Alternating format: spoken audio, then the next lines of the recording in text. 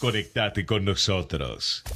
Facebook.com/Ecomedios 1220.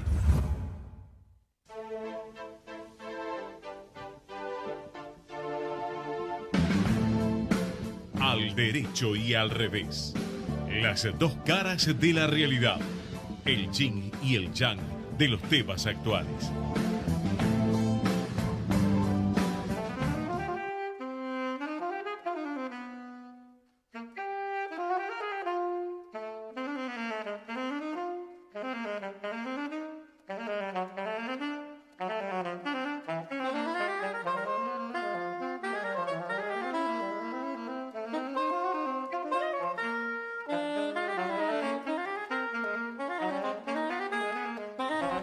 Buenas tardes, ¿qué tal? Programa número 94. Puedo disentir de entrada, no es buenas tardes. No, esto es un horno. Intolerable. No podemos caminar por la calle. Hicimos 2 cuadras de acá del lugar de reunión nuestro hasta la radio. Vamos a fanfarronear. Aparte Alfredo, me tocó fanfarroneemos caminar un por poco. el centro. Vos habías caminado antes. La culpa la tenés vos. Hicimos un par de kilómetros cada uno demostrando lo enteros que estábamos. Bueno, pero digamos la verdad, tenemos hoy 2 invitados panelistas, no sé cómo llamarlos, dos personajes de lujo que nos van a hablar de muchísimos temas, entre ellos algún tema internacional, futbolero, diría yo, también. de la farándula, cosa que ¿Vos no querés decir abordamos. que vamos a hablar de Wanda Nara? De Wanda Nara, aunque te parezca mentira, en este programa vamos a hablar de Wanda Se está distorsionando Nara todo. y de su esposo. No es horror. cierto, Guido, pero después todavía no. Sí. Y luego también tenemos un invitado de lujo, ya nos Mucho tenemos más que poner serio. un poquito serios. Sí, porque si lo presentamos en esos términos, pobre se va a quedar sin Acá trabajo. el doctor contador, Pablo Paladini, ¿no es cierto? ¿Qué tal? Buenas tardes, Pablo. Vamos a explicar después de qué se trata lo tuyo, que la gente ya un poco lo intuye y lo conoce. Pero creo que es el tema del cual vamos a hablar en los próximos años, en los próximos meses. Y ojalá que se empiece a poner en práctica en serio, ya está porque muy vigente. Así que no solo lo invitamos hoy un rato a contarnos qué es lo que hace, sino te vamos a volver a invitar de acá unos cuantos programas más para hablar en extenso del tema. extenso de responsabilidad penal empresaria, de la organización del control interno, de lo que se llama compliance, vayamos anticipando. Dale, Y a Guido que tenemos no... que decir que nuestro expresidente está ya dormido su primer día o segundo día en Ezeiza, el expresidente. De Vudú estoy hablando. Expresidente, no actual. Hablando siempre de aeropuertos. Expresidente Sí, coyuntural. Coyuntural, sí.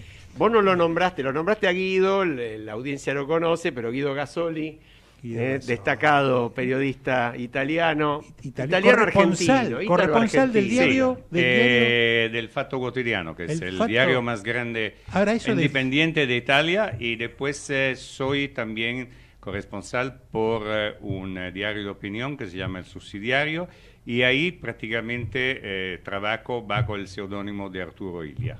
¿En serio? Sí. Esa no la sabía. Bien. Sí, bueno, bien. hace años que aparecen estas notas. Pero esas notas no me las mandás. Sí, yo La de siempre... Arturo, ¿las firmadas como Arturo Illia? No me pongo de pie porque se me desequilibra el micrófono. Sí, ¿cómo se te ocurrió? ¿Por qué Arturo Illia? Arturo Illia, porque yo empecé con ese diario a colaborar sobre economía del transporte aéreo, donde soy también experto. Y luego, como supieron que yo había vivido 40 años de mi vida y conocía muy bien Latinoamérica, me propusieron ellos, ¿por qué no te transformas en nuestro corresponsal ahí? Digo, sí, con mucho placer. Dice, pero tenés que encontrarte un seudónimo, y bueno, dije, Arturo Illia. Ya a los 2 segundos ya tenía el seudónimo señores, hecho. Tenemos a Arturo Illia acá en la mesa. ¿Saben por qué? Porque leyendo su biografía... me entusiasmó y para mí es un ejemplo que tendría que ser imitado, no solamente restricto a Latinoamérica, en el mundo entero hubo muy pocos políticos con su cargo ético, y sobre todo fue, en mi modestísima opinión, la última ocasión en la cual Argentina corrió el riesgo de transformarse en una potencia mundial. No, el riesgo, ojalá. El riesgo, entre comillas, naturalmente. Para ese sentido irónico. Sí, en el sentido muy irónico del término. Yo quiero dar una noticia que acaba de suceder. Hay dictamen de la Comisión Bicameral de Decretos de Necesidad y Urgencia del Congreso que acaba de dictaminar con el voto del peronismo unido, es decir, el kirchnerismo y el peronismo federal, contra el decreto de necesidad y urgencia del presidente Macri que habilitó la extinción de dominio. O sea, pasémoslo en limpio, ¿están encubriendo la corrupción? ¿O me equivoco? ¿Estoy muy lejos de eso? ¿Es muy Digamos, fuerte? Procesalmente es un dictamen de comisión. Sí. Vos sabés que para que el decreto sea rechazado tiene que haber decisión de las dos cámaras. Igualmente es un dictamen por el de momento una comisión, ¿no? Es dictamen de comisión, pero es una comisión bicameral, porque es la comisión que analiza los decretos de necesidad y urgencia. Era un paso significativo, por un voto. ¿Ma dónde? ¿En Buenos Aires o en Corleone? Pasó esto. Buenísimo, buenísimo. No, pero bueno, esto marca cómo damos un paso para adelante y dos para atrás en la Argentina, ¿no? Está bien, el decreto quizás tenga su cuestionamiento o crítica desde el punto de vista jurídico, sí, puede ser, pero yo creo que es el menos malo de los males o un paso para adelante en lo que significó de alguna forma tener una norma que nos permita dar un paso hacia adelante, hacia algo que no lo podemos lograr porque no le conviene a los corruptos, a los ladrones, a los narcotraficantes, que es la ley de extinción de dominio, porque de esto se trata. Sí, yo creo que el tema de recuperar lo robado es un reclamo muy fuerte de la sociedad. Lamentablemente no se ha trabajado bien en esa dirección, más allá de la extinción de dominio. Sabemos, lo hemos dicho muchas veces en este programa, hay otros medios para avanzar sobre eso. Yo creo que no se Está el decomiso en sede penal, están las acciones de responsabilidad, nada de eso se hizo efectivo. Pero es cierto que la extinción de dominio permitía ahorrar varios pasos y es cierto que más allá de las insuficiencias del decreto, de los cuestionamientos que pueda merecer el DNU, también es verdad que la Cámara de Senadores tuvo 2 años escondida en un cajón la sanción de diputados y cuando a su vez aprobó un texto legal distinto al de diputados, ese texto no servía absolutamente para nada. Ahora yo digo... cierro, Alfredo, y diputados que pudo haber insistido en la media sanción, y ahí le cabe también al oficialismo una responsabilidad importante, porque tenía una fuerza política, si bien no la mayoría, como para llevar el tema a debate, deja caer esa media sanción propia y la del Senado. Entonces no tenemos ley y el presidente saca el DNU y bueno, y ahora, en lugar de decir, discutamos esto es lo que porque eso el gobierno lo dijo, el gobierno dijo, que, discutámoslo, no tengo ningún problema. En lugar de decir, saquemos del cajón el proyecto de ley que tenemos ahí, durmiendo el sueño de los justos, bueno, y empezar a tratarlo y aprobarlo, terminarlo, concluirlo, no. Cuestionemos lo que por ahora es una vigencia, digamos, a través de un decreto de algo que mientras tanto puede llegar a servir a los intereses de los argentinos. Pero Guido quería decir algo. Sí, algo bastante importante, porque a mí me llamó la atención el año pasado, participé a una reunión llamada El Pacto. Acá en Buenos Aires fue una reunión entre el Interpol y todas las policías, casi toda la policía latinoamericana, llegaron a un contrato de colaboración muy, muy importante. Y Italia era encabezada por el presidente de la Comisión Antimafia, de Rao, que dijo justamente que con la ley de extensión de dominio, Italia recuperó a la mafia 34.000 millones de dólares. Se dio trabajo a un montón de gente, se vendieron las propiedades y con la venta de las propiedades se ayudaron cooperativas de chicos jóvenes que pudieron encontrar su futuro justamente en la lucha contra la mafia. Y le digo algo, que acá algo bastante similar se había implementado en la Policía Metropolitana hace un par de años atrás, donde los coches secuestrados a la mafia se pusieron prácticamente lo más, digamos así, potentes a funcionar para la policía misma. Y esto fue el primer paso hacia este asunto que es importantísimo si queremos un país sin corrupción. Muchos municipios lo hacen también, y manifiestan de alguna manera dentro de lo que es, en este caso, el móvil, que el móvil fue recuperado del narcotráfico o lo que sea. Sí, sí. Es una forma de mostrar, digamos, también, digamos, el resultado. Bueno, en el caso del narcotráfico, la extinción de dominio es sí muy necesaria porque Totalmente. al generar la presunción de ilegitimidad del que no puede probar cómo lo obtuvo, se desarma, se les quita a los narcotraficantes los recursos con los cuales terminan cometiendo los crímenes. Pero ¿no? de hecho, a ver, los organismos, las agencias internacionales, lo que hacen es se fondean directamente, digamos, con esos fondos. O sea, la DEA se financia básicamente, obviamente con algún aporte desde la parte gubernamental, pero después se fondea con el recupero directo de los fondos vinculados, digamos, con el narcotráfico. Se aplica para combatir el mismo delito. Totalmente. Que justamente fue motivo ese incautación o ese recupero de bienes o de dinero. Es una manera de autofinanciarse, ¿no es cierto? Alfredo, vos mencionabas al principio, digo porque se nos va el tiempo siempre, algo muy destacable. Ayer volvió a prisión el ex vicepresidente Amado Boudou. Sí. Y yo creo que hay que decir dos palabras sobre la resolución de la Cámara de Casación Federal de ayer, porque incorpora conceptos que tienen que entrar en la discusión y que se ha demorado esa discusión.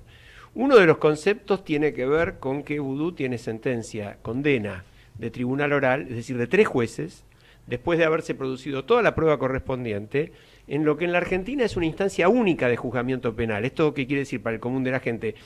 En otros países, y en la Argentina en otra época también, juzgaba un juez de primera instancia, después intervenía una Cámara de Apelaciones con 3 jueces. En Brasil es así. Acá no. Acá la instrucción la hace un juez y después va a juicio oral y juzgan 3 jueces. Esos 3 jueces lo condenan a Boudou. Y dicen que por la gravedad del delito, por tratarse de un delito que está incluido en las convenciones internacionales contra la corrupción, etcétera, el país necesita garantizar que el condenado no se fugue, por lo cual, como además tiene otras causas en trámite, importantes y graves, bueno, todos sabemos, cambia la composición de ese tribunal que dijo que tenía que empezar a cumplir la pena, establecen que no porque tiene un recurso de apelación ante la casación. Y ahora la casación deja sin efecto esa resolución. 2 de los jueces señalan cosas muy significativas.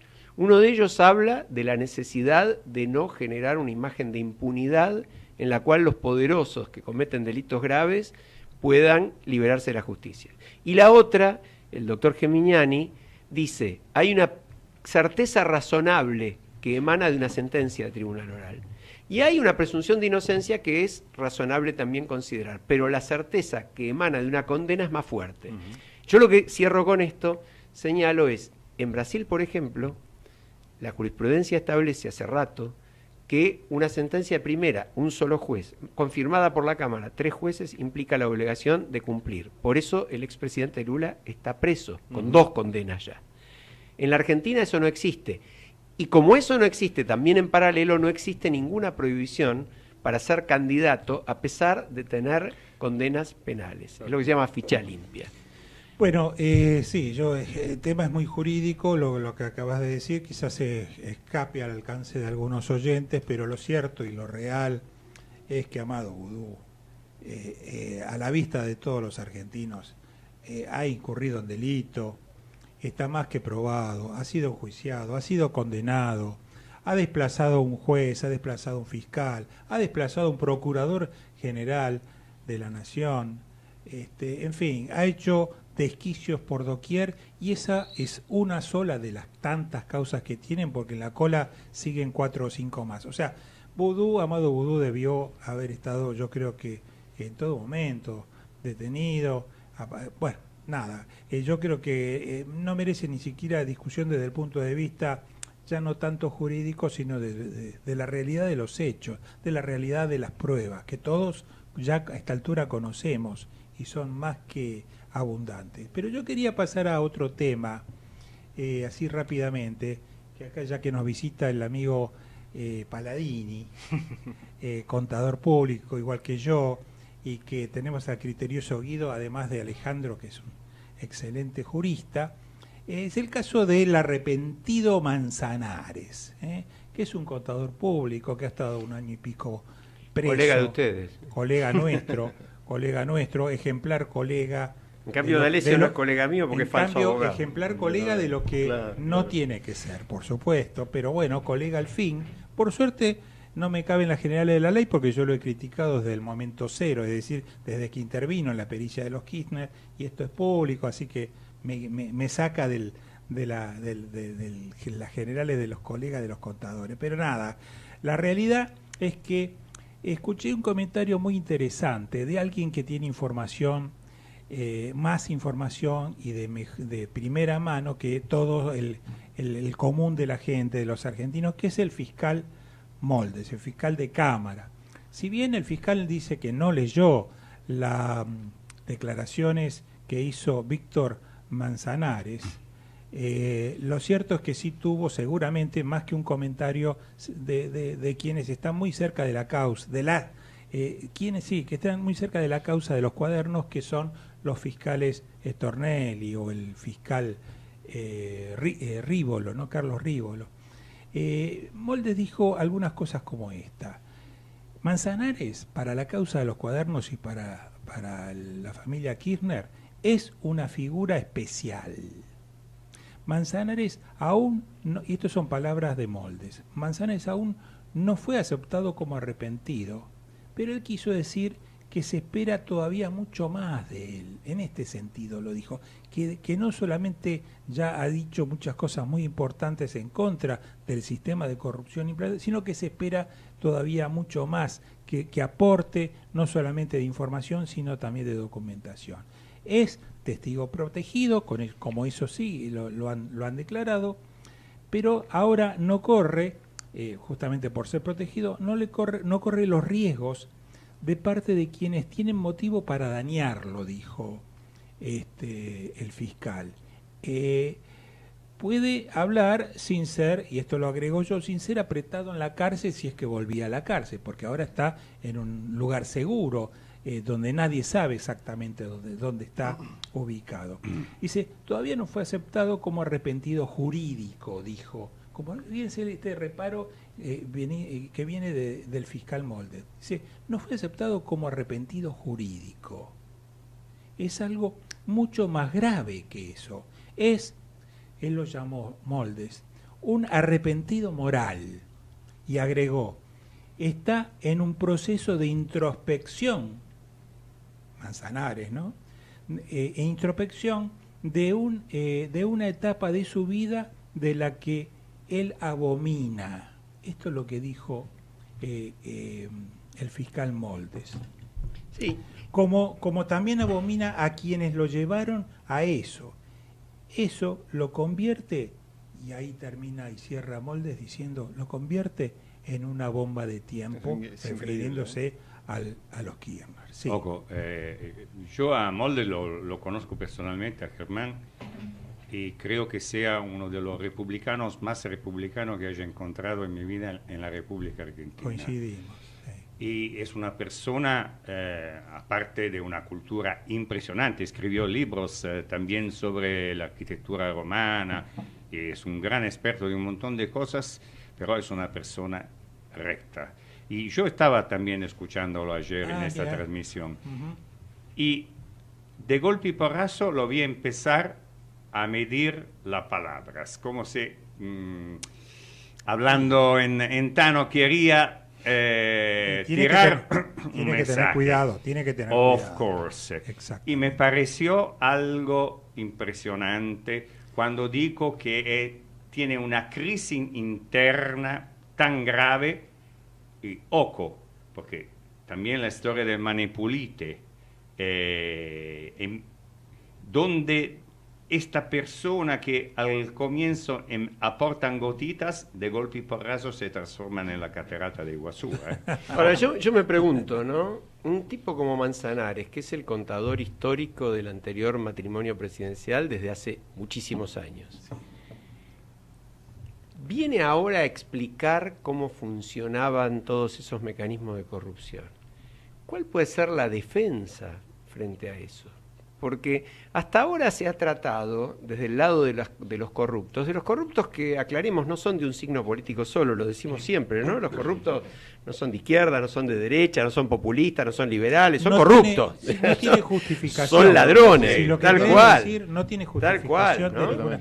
Entonces, ¿cómo vas a justificar ahora tu respuesta frente a la persona que, por ejemplo, fue tu perito de parte en aquella causa. Cuando hablamos de aquella causa, que vos no la quisiste mencionar porque interviniste vos y conozco tu pudor, era de enriquecimiento ilícito de Cristina y Néstor Kirchner, cuando en 2008-2009 el juez Ollarvide les dio un sobreseimiento exprés. El contador que intervenía ahí como perito de parte, perito de parte, para el que no lo sabe, es aquel profesional que la parte designa como su experto, fue Manzanares. Sí, que coordinó con Ollarvide qué es lo que iba a decir esa pericia. Y lo dice ahora Manzanares, ya lo dijo. Los peritos oficiales de alguna manera, digamos, refrendaron o por lo menos no se preocuparon de investigar. No se opusieron demasiado. No hicieron una investigación profunda como debe ser, y más en un caso de este tipo. Pero bueno, lo cierto que yo no justifico de ninguna manera, a tal punto no justifico a Manzanares, que yo creo que nuestra profesión, la de los contadores públicos, el Consejo Profesional de Ciencias Económicas, debiera haber tomado ya hace rato cartas en el asunto y haber hecho una investigación desde el punto de vista ético. Pablo, ¿qué opinas de eso? Mínimamente, ¿no? Yo con respecto, digamos, a lo que es la ética en la profesión en sí misma, a ver, creo que sí, que debió haber intervenido de alguna manera el Consejo en ese sentido. Ahora, lo que pasa es que las instancias también del momento y de la persona da también para analizar un poco el caso, un poco lo que comentaba, digamos, Alfredo antes, introspectivamente, y a ver qué había sucedido en ese momento, en dónde estaba esta persona. A ver, todos los profesionales sabemos discriminar perfectamente cuál es el camino del bien y cuál es el camino del mal. Pero habría que ver, digamos, en ese momento también, ojo, no quiero justificar a nadie, ¿no? Pero en ese momento hay que ver también. Pero vos tenés derecho a elegir cliente, ¿no? Totalmente. A ver, en definitiva, uno decide siempre, digamos, si quiere dormir tranquilo o no. Claro. Pero ningún contador está en condiciones de elegir un cliente, por ejemplo, que haga cero evasión de impuestos.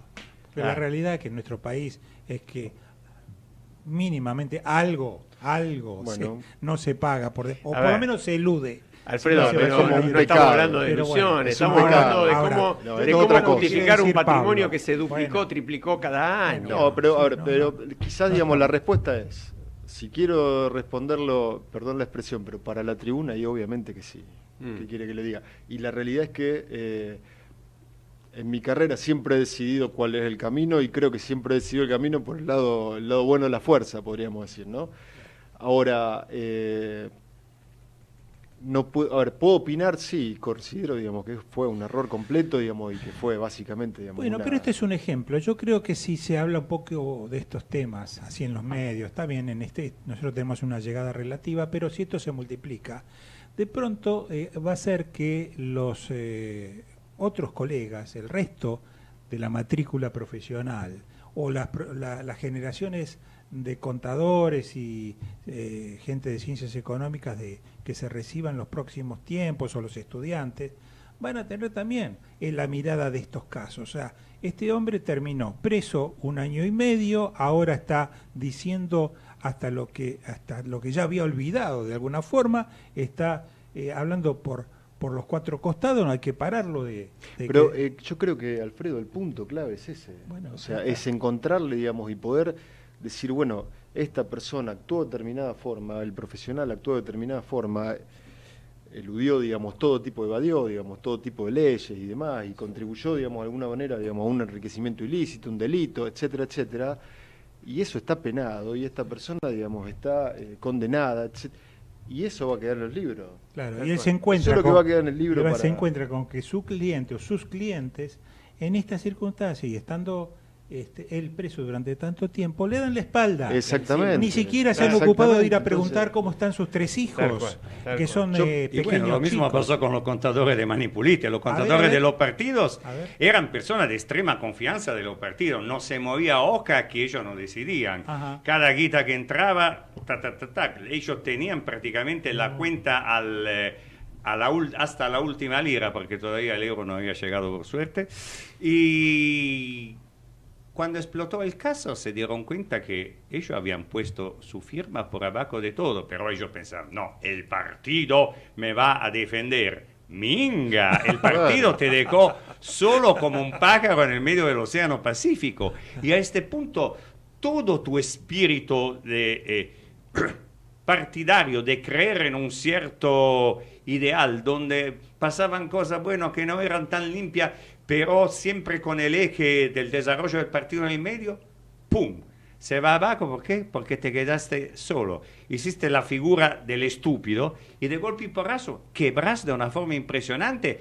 Y ahí contás que la Divina Comedia, la Enciclopedia Británica, más el Martín Fierro y todo el libro del mundo son un chiste de gallego. Empezás a describir todo, ¿viste? Y fueron la herramienta fundamental que Di Pietro, Davigo y el otro Colombo utilizaron para después... Ahora, Guido, te hago una pregunta, porque hoy en la previa... También dos, al mismo precio. Vos contabas algo interesante sobre la diferencia entre la reacción de la sociedad italiana en aquel momento y la sociedad argentina en este momento, que la sociedad argentina está muy marcada por la grieta. Sí. Es decir, la gente que es partidaria de determinado personaje acusado de corrupción tiende naturalmente a no creer una palabra porque es contra el que le resulta simpático. Sí. Y en cambio cualquier pavada que ve del otro lado, al revés, la cree a pie de juntillas. Y vos nos marcabas que no fue así en el Manipulito. Absolutamente, absolutamente. Hubo una grieta, pero entre el pueblo en contra de todo el sistema político. Esto fue la grieta impresionante. Porque se dieron cuenta que l'Italia estaba a punto de un cambio tan deseado que no se podía haber realizado en los años 70, por ejemplo, con el Partido Radical, que fue una fuerza dirompente en la política italiana, que promovió los referéndum del divorcio y del aborto. Pero recordanos, Guido, cómo reaccionó la sociedad civil. La sociedad civil organizó, organizó de forma con más entusiasmo de cuando ganamos el Mundial del 82. Se organizaron fiestas donde se repartían camisetas Forza Di Pietro, Forza Colombo, Forza Davigo. Eran los dioses de toda la situación. O sea, Manipulite fue vista por el pueblo entero, sin ninguna excepción, y lo quiero remarcar esto, y estoy muy orgulloso de esto, fue el punto en el cual se dijo, bueno, ahora el pasado es paz, vamos a construir algo nuevo, pero con reglas. Alejandro, esto lo podemos enganchar con lo que se supone que puede empezar a pasar el 28F, ¿no? El 28 de febrero. Sí, ahora... ¿Qué va a pasar ahí?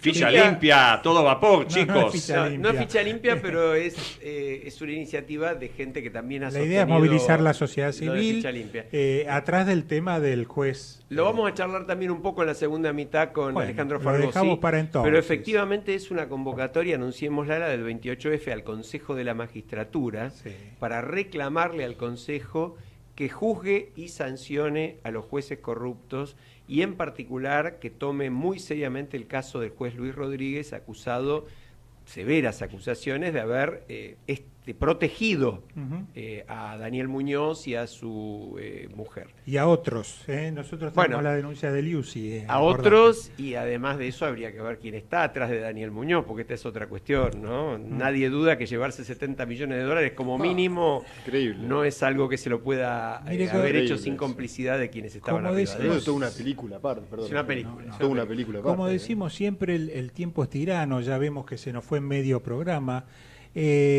Vamos a arrancar una de dos después, o con alguna entrevista que tenemos previsto de un llamado telefónico, o si no con Pablo Paladini. Yo creo que tenemos una entrevista, pero démosle un minuto a Guido a ver y que hable de lo único que le interesó a la gente y por lo cual sigue escuchando el programa. ¿Qué pasa con Wanda Nara? Ay, mi Dios. No, bueno, el asunto es muy sencillo. El mundo del fútbol es un mundo muy particular. Yo terminé de seguirlo, no obstante era hincha desde hace 3 generaciones en mi familia del Milan AC, cuando descubrí que era un mundo fundamentalmente vendido, en pocas palabras, acompañando el equipo del Milan AC por 2 años. Así que no creo más en el fútbol. Pero es lo que se hizo con todo el asunto de Icardi fue verdaderamente muy sensacionalista, porque para mí se dieron Icardi y su mujer fueron más allá de lo que son algunas reglas estrictas de los clubes. El club nunca se traiciona, el club es una institución, no solamente para los hinchas, y tiene leyes internas que tienen que ser respetadas por todos. Y Icardi quebró esto, porque prácticamente había quebrado todo el equipo, instigado naturalmente por la mujer que se cree una gran manager y papá.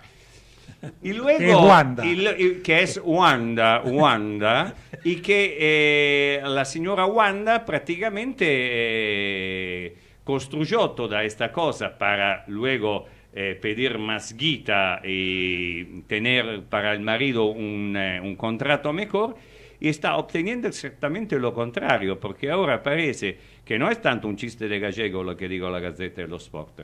El Internazionale de Milán no quiere vender a Icardi, lo considera un propio jugador, pero a partir de ahora vos jugás para el Internazionale. No sos más el capitán porque demostraste de no tener lo que un capitán de un equipo tiene que tener. En pocas palabras, los cocos. Sí, el liderazgo. El liderazgo, para decirlo en guaraní. Para decirlo en guaraní. Y esto ¿quieres seguir jugando? Podés seguir jugando, pero como jugador normal, común y corriente. Y vas a ver si un día llegas a una madurez tal por la cual podés volver a ser el capitán del equipo. ¿Es cierto que Guandanara tiene un programa allí o interviene como panelista en un programa? Pasó lo mismo con Belém. O sea, entran digamos así, muestran su carrocería, como se dice en término automovilístico, y luego obtienen la posición de panelista en una transmisión. Seguro. Y ella, claramente, porque con todos los seguidores que tiene por internet, claramente fue un negocio para la transmisión tenerla como panelista. También si dispara cada dos palabras, una, digamos así, no tiene ningún sentido. Bueno, vamos a ir rápidamente a la pausa, pero no sin antes dejarle planteado a Pablo Palladini lo siguiente. ¿Cuál es el rol que cumple la firma para la cual él trabaja? O sea, ¿para qué sirve hoy por hoy, en la situación de la causa de los cuadernos, en lo que pasó en las distintas investigaciones, en la nueva ley penal aplicable a las empresas, aplicable a las personas jurídicas, ya no tanto a las personas físicas? ¿Cómo impacta la tarea y el servicio que presta la empresa Resguarda, a la cual pertenece? Por lo menos que nos introduzcan el tema y ver cómo lo enganchamos también con lo que está pasando en la realidad argentina. ¿Sí? Claro, aclaremos que lo de recién de Guido no tuvo nada de machismo, no era porque Guandanara sea una mujer, sino porque es una sensacionalista, es otro tipo de cosas. Hay muchos sensacionalistas en todo. Tal cual. Nos vamos al corte. Sí, señor. Ecomedios.com AM 1220. Estamos con vos. Estamos en vos. Descarga gratis de tu celular la aplicación Ecomedios. Podés escucharnos en vivo, informarte con las últimas noticias y entrevistas en audio y video. Búscala y bajate la aplicación Ecomedios. Podés vernos en vivo en ecohd.com.ar. Conectate con nosotros. Contestador 5 254 2353. Por fin, Deco Propuestas Decorativas, empresa familiar dedicada a la decoración integral. Cortinas tradicionales, rollers, romanas, orientales, verticales, venecianas, entelados, tapicería en general, toldos. Visite nuestro showroom en Honduras 4613, cuarto piso, oficina 402, Ciudad de Buenos Aires. Contacto al 15 44 78 60 87. Atención personalizada. También nos puede encontrar en www.porfindecoraciones.com.ar.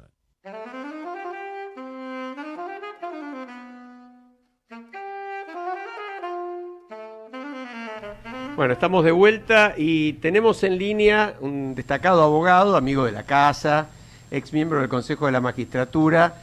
Necesito, antes de presentar al doctor Alejandro Fargosi, preguntarle si es él o es ese otro personaje que vio hoy sin corbata por primera vez en la vida. Niego rotundamente haber ido sin corbata al Ministerio de Justicia.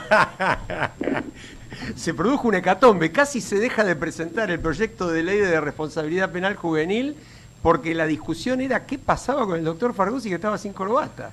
Algún diario para creo que lo subió a la web. Para que la audiencia lo capte, es la primera vez en 64 años que voy sin corbata a un evento jurídico. Pero bueno, todo llega. Demuestra que hay esperanza, Alejandro.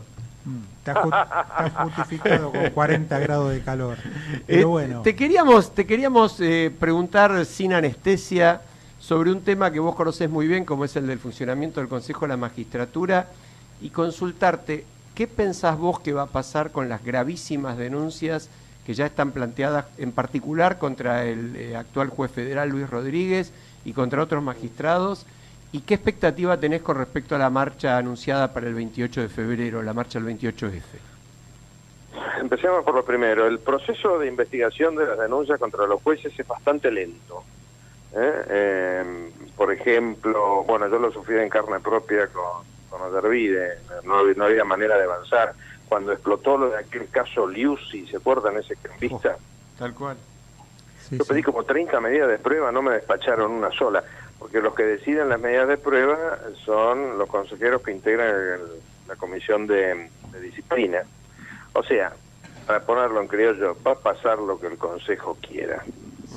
Sí. El margen de libertad que tiene el consejo, tanto para investigar como para interpretar los resultados de la investigación, son enormes. Ejemplo, acá estamos hablando, según una denuncia, de algo que debe haber ocurrido de una manera muy privada. Si ocurrió de una manera muy privada, porque las coimas no se hacen frente al público. Y las coimas, su única manera de ubicarla es o con testigos directos, que en este caso no lo hay, porque esta mujer relata lo que le dijeron, o con el uso de dinero que no tiene justificación. Y ahí aparece quizás lo que puede ser la frutilla del postre. ¿El juez Rodríguez gasta más allá de su sueldo o no? Te hago una pregunta ahí, Alejandro. Yo no sé si vos estuviste en la sesión última del Consejo que empezó a tratar el tema de Rodríguez. No voy jamás a la sesión. Bueno, no sé si tenés algún comentario, pero el comentario que me llegó a mí es que la actitud mayoritaria de los consejeros que ahí analizaron la apertura o no de la investigación fue,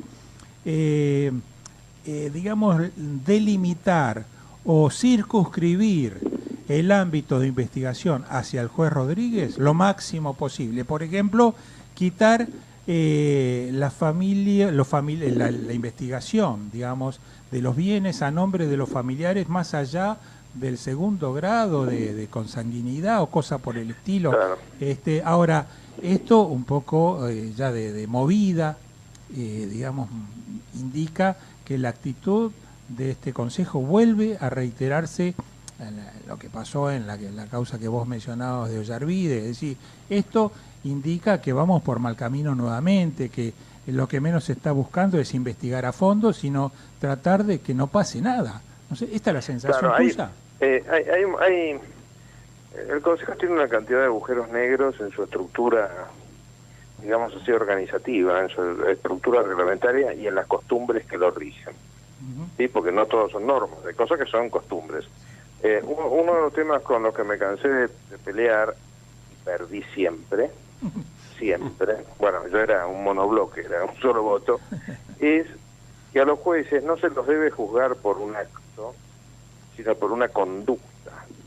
O sea, es tan inmenso el poder de un juez, pero tan inmenso, que rige tu vida desde antes que nazcas hasta después de muerto, ¿no? Porque es literal esto, no estoy exagerando, sí.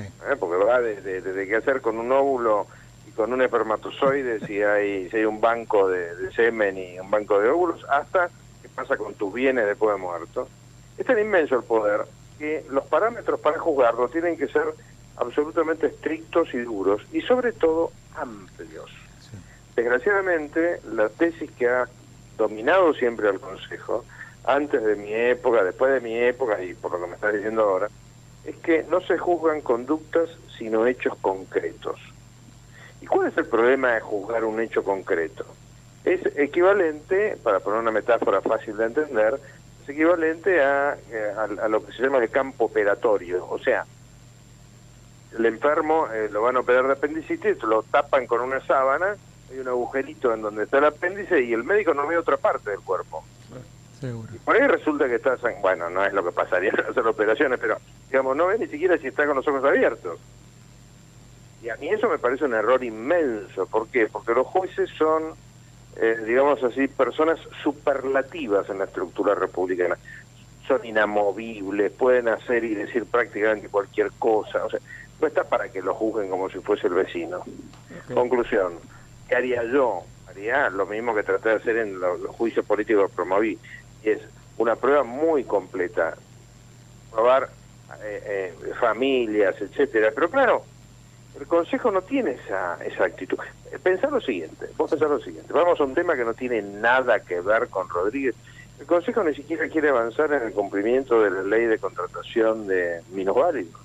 La justicia no cumple con la contratación de minusválidos pese a la magnífica experiencia que tiene la justicia de la Ciudad de Buenos Aires en esa materia, y pese a que muchas actividades de los empleados judiciales y de los jueces no necesitan un atleta. ¿Por qué no lo cumple? ¿Por qué el Consejo, por ejemplo, no le exige a los jueces una declaración jurada de qué parientes tienen el Poder Judicial? Porque el Poder Judicial no se inventó para que tengan trabajo los parientes de los jueces. Pero ahí hay un motivo muy válido, Alejandro, ahí no alcanzan los formularios. Si tienen que completar todos los parientes que tienen, no hay formulario que alcance, es un problema de economía. Es para salvar los bosques. Y es bastante difícil pensar en algún lugar donde haya más nepotismo que en la justicia, ¿no? Todo el sistema, mira, yo lo he sufrido y el problema es que uno después termina tomando eventualmente decisiones equivocadas porque nunca tiene todos los elementos de juicio a mano. ¿De qué me sirve a mí como consejero saber que no hubo movimientos raros en la cuenta de hijos y cónyuges de un juez si por ahí lo hizo con el hermano o con el primo? Claro, tal cual. Es lo que estábamos hablando recién. Y la otra parte de la pregunta que no me la llegaste a contestar, ¿qué expectativa tenés con respecto al 28F? Yo tengo una enorme expectativa. ¿Por qué? Porque, y por ahí me equivoco con esto, ojo, pero los jueces, con este tema de que hacen la carrera judicial y que son amigos entre ellos, se casan entre ellos, viven entre ellos, o sea, no tienen mucha actividad de interrelación con la sociedad. Y cuando la tienen, la mayor parte de la gente los trata con una excesiva deferencia y educación porque le tienen miedo. Esto es así, es un hecho. Los jueces no sé hasta qué punto están realmente advertidos de lo que son las tensiones que tiene la sociedad. Con lo cual, el hacer una marcha que sea multitudinaria, un acto que sea multitudinario, donde lo único que se está pidiendo es, señores, mantengan auditorías permanentes y castiguen a los jueces malos. Tal cual. Porque la pregunta del millón es, ¿cómo es posible que haya que pedir semejante par de obviedades? Tal cual. Castigar a los jueces malos es de libro. Ahora, ¿cuál es la realidad de lo que pasa?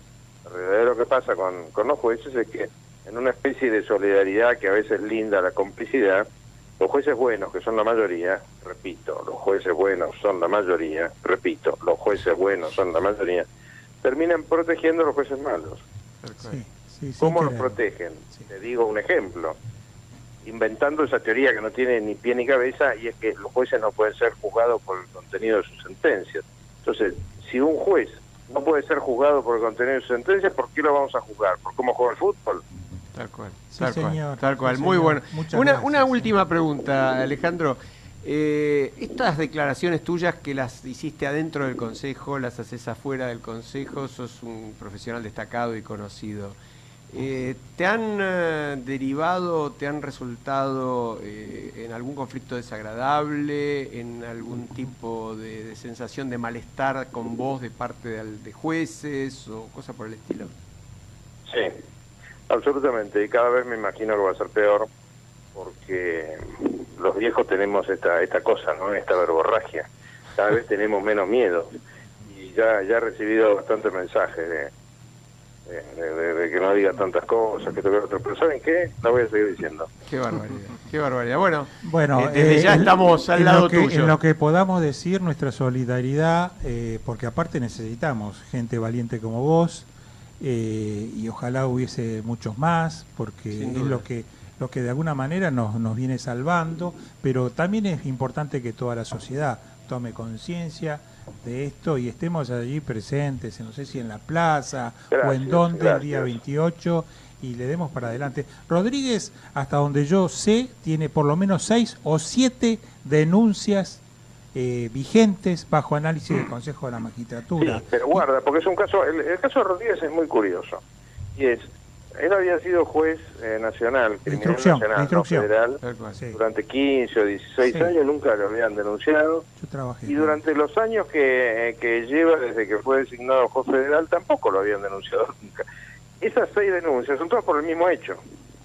No, discúlpame, el caso Liuzzi, que ahora se pidió desarchivar, es una denuncia que tiene 2 o 3 años. Ah, mira, esa no sabía. Y tiene que ver con que cuando...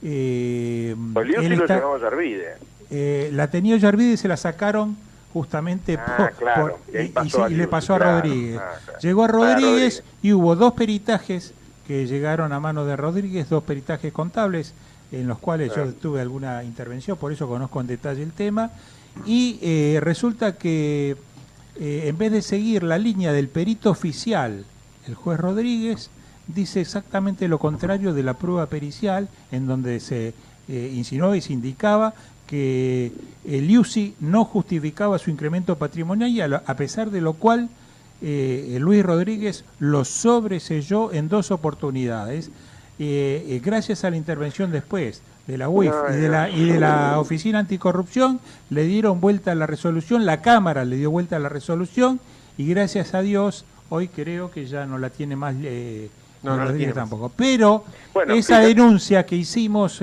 a través de Contadores Forenses, que es una ONG, ahora pedimos su desarchivo, y es una de las 6 o 7 denuncias que vuelven a la mesa del Consejo. Ahora, fíjate, gracias por esto que no lo sabía, pero fíjate un poco lo que decía antes, ¿no? Que los jueces buenos protegen a los malos. Yo no tengo memoria, hubo un caso hace un montón de años, pero no me acuerdo ni los nombres, no tengo memoria que una Cámara de Apelaciones, cuando percibe que un juez tuvo una decisión disparatada, lo denuncia en el Consejo, y mucho menos que la Corte, cuando revoca y percibe que hay una decisión disparatada de un juez o de una Cámara, lo denuncie ante el Consejo. ¿Por qué los jueces no denuncian a los jueces? ¿Por qué? Eso lo llega a ser un simple y pobre policía de encubrir a un compañero, lo cuelgan de la plaza pública cabeza abajo como si estuviera en Irak. Así. Y a los jueces les bancamos que no se denuncien entre ellos. Ellos tienen la obligación de denunciarse entre ellos. Correcto. Porque son funcionarios públicos, y si perciben o sospechan de la comisión de un delito, tienen que denunciarlo. Buen tema. Alejandro, te agradecemos muchísimo el tiempo y la claridad de las declaraciones como siempre. Un abrazo grande. Hasta pronto. Un abrazo a ambos. Hasta luego. Adiós. Hasta luego. Bueno, qué interesante. La verdad que por lo menos nos actualizamos un poco en lo que va a pasar o puede llegar a pasar en el Consejo, directamente de alguien que estuvo dentro de las propias internas, ¿no? Ahora, qué grave, Alfredo, ¿no? Sí, porque qué grave que alguien que como Fargosi tiene una larga trayectoria, un tipo impecable. Sí, sabemos que fue reciba amenazado. Apretes por esto. Recibe apretes, y apretes que creo que provienen de la propia justicia. Él no lo quiere decir porque es muy modesto y no quiere ponerse en el lugar de víctima, pero realmente tenemos que preservar y ayudar y apoyar a gente como él. Pero bueno, vayamos un poco, que si les parece, al tema que nos interesaba de saber cómo es el funcionamiento de la mecánica que hoy están implementando muchísimas empresas, pero que no es una novedad, porque Resguarda, ¿cuántos años hace que existe? Y nosotros trabajamos en el año 2003. Resguarda. Resguarda. ¿Qué es Resguarda? ¿Qué es Resguarda? Resguarda es una empresa que lo que hace es administra canales de denuncias. ¿Sí? Administra básicamente canales de comunicación a través de los cuales la gente... vamos a salir un poco de lo que es el Estado en sí mismo. Quizá ustedes hablan mucho y está muy bueno, ¿no? Pero vamos a algo más micro, quizás, lo que es la empresa, la gente, digamos, dentro de las empresas, y un poco también haciendo analogía en lo que dijo Alejandro antes, es decir, ¿por qué los jueces no denuncian? Los jueces, bueno, en las empresas la gente, cuando ve la existencia, digamos, de algún tipo de irregularidad, algún problema internamente, y cuando ve que ese problema no se lo puede manifestar al jefe porque tiene miedo de que lo echen, porque tiene miedo de quedar mal, porque tiene miedo de que lo miren mal, porque a veces es un poco ingrato también todo esto, mencionárselo a un compañero de trabajo y demás, bueno, lo comunica a través de un canal que sea independiente, en este caso, bueno, Resguarda administra este tipo de canales, y toda esta información se envía directamente a un órgano. Digamos, o sea, es anónimo, ¿no? El denunciante no está identificado o puede no estar identificado. Sí, la regla, por defecto la denuncia generalmente es anónima. ¿Y denuncia a cualquier empleado? Cualquier empleado. Es decir, la empresa abre un canal para que sus empleados, estamos hablando obviamente de empresas de importancia, sí, se sienta libre de denunciar qué, por ejemplo. Vos hoy nos contabas algo, denuncias del mes de enero de este año. Sí, yo le contaba, tuvimos un montón de denuncias, unas 800 y pico de denuncias.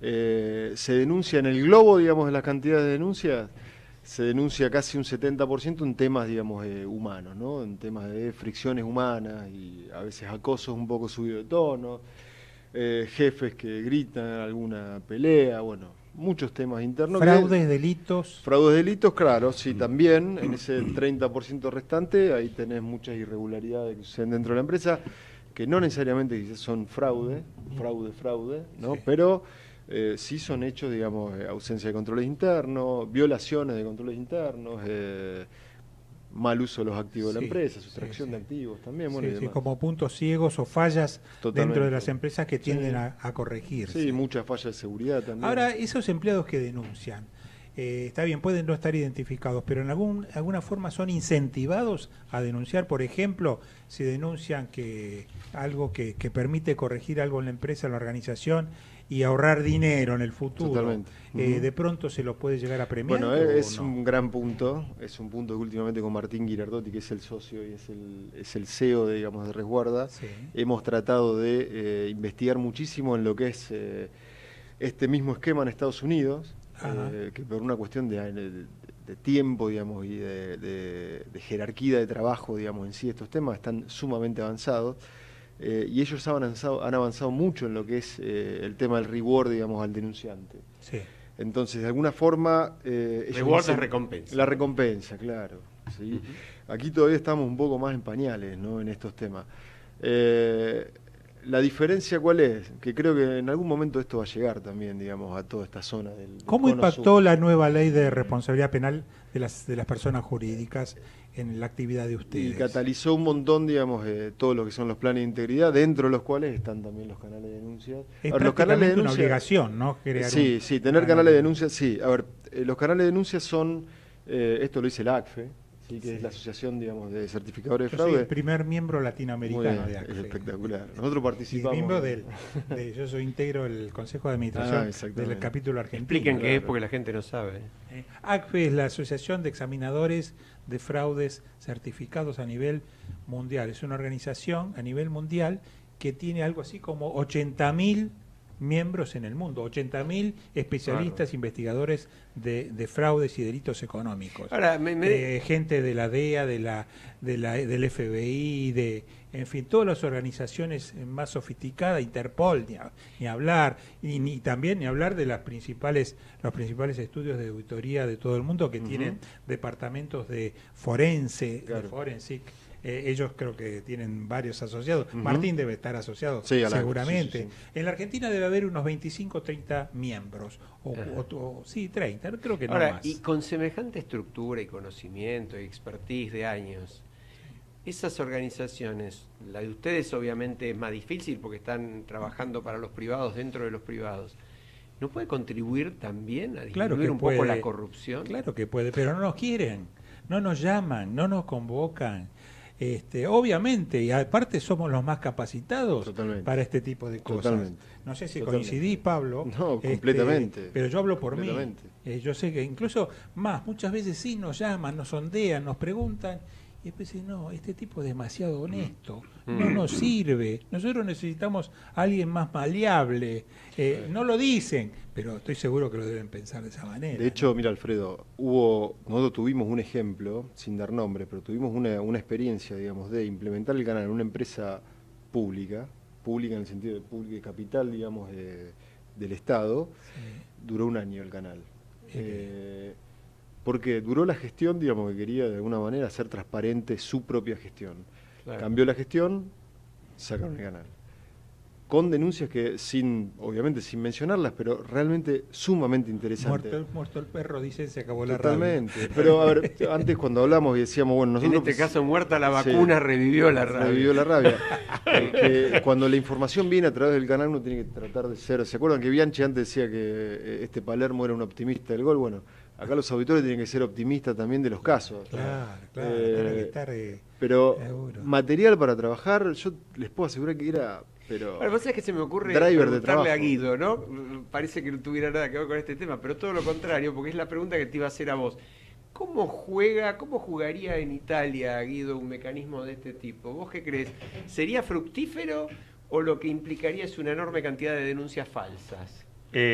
¿Cómo reaccionarían los Tano con esto? Los Tano con estos... prácticamente, ¿qué te puedo decir? Venís a robar en casa de un chorro, en el